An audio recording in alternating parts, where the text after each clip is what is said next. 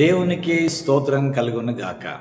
క్రీస్తునందు ప్రియమైన యేసుతో ఏకాంత సమయం క్వైట్ టైం కార్యక్రమం వీక్షకులందరికీ ప్రభు అయిన యేసుక్రీస్తు నామం పేరట విజన్ క్యూటీ ఫెలోషిప్ తరఫున ప్రత్యేక వందనాలు శుభాలు తెలియజేస్తూ నేటి ధ్యాన కార్యక్రమానికి మిమ్మల్ని ప్రేమతో ఆహ్వానిస్తున్నాను. ప్రియులారా, నేటి ధ్యానం కొరకై ఏర్పాటు చేయబడిన పరిశుద్ధ లేఖన భాగము కీర్తన గ్రంథంలో నుండి 139వ కీర్తన మొదటి 12 వచనాలు. మన వాక్య భాగం చదివి ధ్యానంలోకి వెళ్దాం. ప్రియులారా, నాతో పాటు మీరు కూడా బైబిల్ తెరచి వాక్య భాగం చూడాలని ప్రభు పేరట మనవి చేస్తూ ఉన్నాను. యెహోవా, నీవు నన్ను పరిశోధించి తెలుసుకొని ఉన్నావు. నేను కూర్చుండుట నేను లేచుట నీకు తెలియను. నాకు తలంపు పుట్టక మునిపే నీవు నా మనసు గ్రహించున్నావు. నా నడకను నా పడకను నీవు పరిశీలన చేయుచున్నావు. నా చర్యలన్నిటిని నీవు బాగా తెలుసుకొని ఉన్నావు. యెహోవా, మాట నా నాలుకకు రాకమునిపే అది నీకు పూర్తిగా తెలిసి ఉన్నది. వెనుకను ముందు నీవు నన్ను ఆవరించి ఉన్నావు. నీ చెయ్యి నా మీద ఉంచి ఉన్నావు. ఇట్టి తెలివి నాకు మించినది, అది అగోచరము, అది నాకు అందదు. నీ ఆత్మ యుద్ధ నుండి నేనెక్కడికి పోవుదును? నీ సన్నిధి నుండి నేనెక్కడికి పారిపోవుదును? నేను ఆకాశమునకెక్కినా నీవెక్కడ ఉన్నావు. నేను పాతాళమందు పండుకున్నను, నీవు అక్కడనూ ఉన్నావు. నేను వేకువ రెక్కలు కట్టుకొని సముద్ర దిగంతములు నివసించదను. అక్కడను నీ చేయి నన్ను నడిపించును, నీ కుడి చేయి నన్ను పట్టుకొనును. అలాగే 11వ వచనం కూడా చదువుకుందాం. నా అంతరింద్రియమును నీవు కలగజేస్తేవి. నా తల్లి గర్భమందు నన్ను నిర్మించిన వాడవు నీవే. నీవు నన్ను కలగజేసిన విధము చూడగా భయము ఆశ్చర్యం నాకు పుట్టుచున్నది. అందును బట్టి నేను నీ కృతజ్ఞతాస్తుతులు చెల్లించుచున్నాను. నీ కార్యములు ఆశ్చర్యములు. చివరిగా 16వ వచనం కూడా చదువుకుందాం. ఈ వచనాలతో సరిపోతుంది అనుకుంటున్నాను నేను. నేటి పాఠ్యభాగం ద్వారా ప్రియులారా, కొన్ని సంగతులు మనము జ్ఞాపకం చేసుకుంటూ చదివినటువంటి లేఖన భాగానికి ఒక ప్రత్యేకమైనటువంటి అంశాన్ని మనం ఏర్పాటు చేసుకొని ముందుకు వెళదాం. ఇందులో ప్రధానమైన అంశము నన్ను ఎరిగిన ప్రభువు. The lord will knows me అనే అంశమును ఆధారం చేసుకొని కీర్తనకారుడు జ్ఞాపకం చేసినట్టుగా నేటి పాఠ్యభాగ సారాంశాన్ని మనం గమనించినట్లయితే, కీర్తనకారుడు దేవుని గురించి పూర్తిగా ఎరిగినవాడు.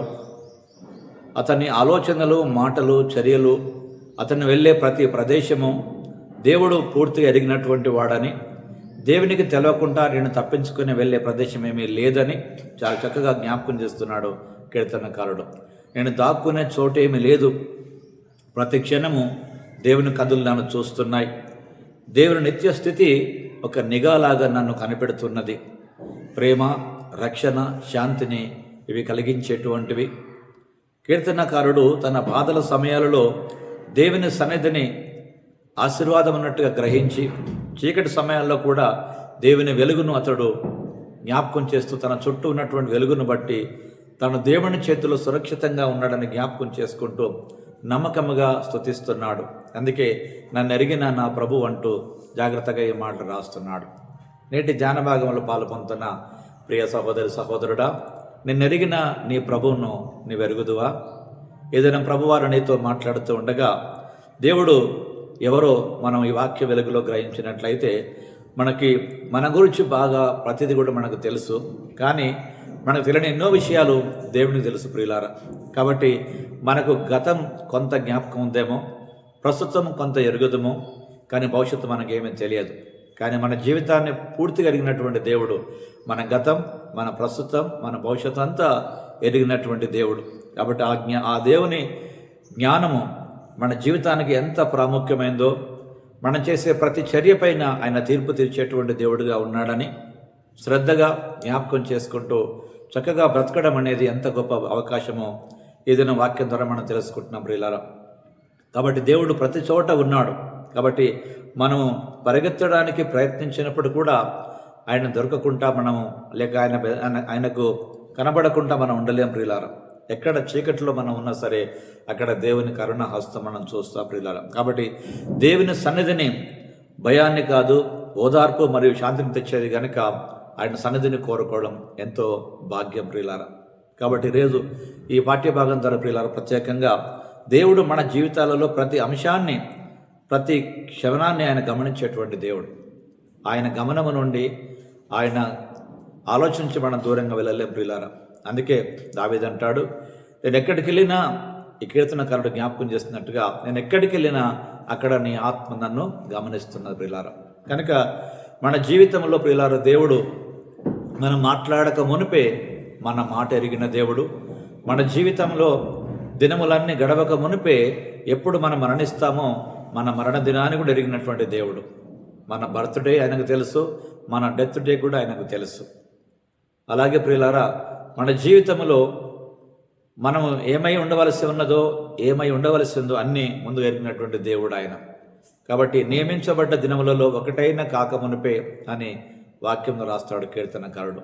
ప్రియులారా, ఎంతో నమ్మకమైనటువంటి దేవుడు మనకున్నాడు. కాబట్టి మన జీవితంలో ఆయన సన్నిధి నుండి దూరంగా పారిపోకుండా, మన బాధల్లో కష్టాలలో ఆయన వైపు తిరిగి పశ్చాత్తాపడి ప్రార్థన చేసినట్లయితే తప్పకుండా మనలను ఆదరించేటువంటి దేవుడు. కనుక కీర్తనకారుడు అంటున్నాడు, నన్ను ఎరిగిన నా ప్రభు అన్నాడు ప్రియులారా. కాబట్టి దేవునికి సమస్తము తెలుసు. కనుక దేవుడు సర్వజ్ఞాని అయినటువంటి దేవుడు. కనుక దేవునికి తెలియని విషయం ఏమీ లేదు. కనుక ప్రియులారా, మన జీవితంలో ప్రతిదీ కూడా ముందుగా ఎరిగినటువంటి దేవునికి కృతజ్ఞత కలిగి బ్రతుకుట మనకెంతో ఆశీర్వాదం. రండి, ఆయన సన్నిధిలో ఒక ప్రార్థన మనం చేసుకుందాం. ప్రియమైన దేవా, ఈరోజు మీతో సన్నిహితంగా నడవడానికి మాకు సహాయం చేయండి. ఎందుకనగా మీరు మా గురించి పూర్తిగా ఎరిగిన దేవుడో ప్రభువా. మా గతం తెలుసు, మా ప్రస్తుతం తెలుసు, ఇంకా ముఖ్యంగా మా భవిష్యత్ అంతా మీ చేతుల్లో ఉన్నది ప్రభువా. మాట మా నాలుకకు రాకమునిపే, మా జీవితంలో ఒక దినమైన గడవక మునిపే మా స్థితిగతులన్నీ ఎరిగిన దేవుడో మీకు వందనాలు ప్రభువా.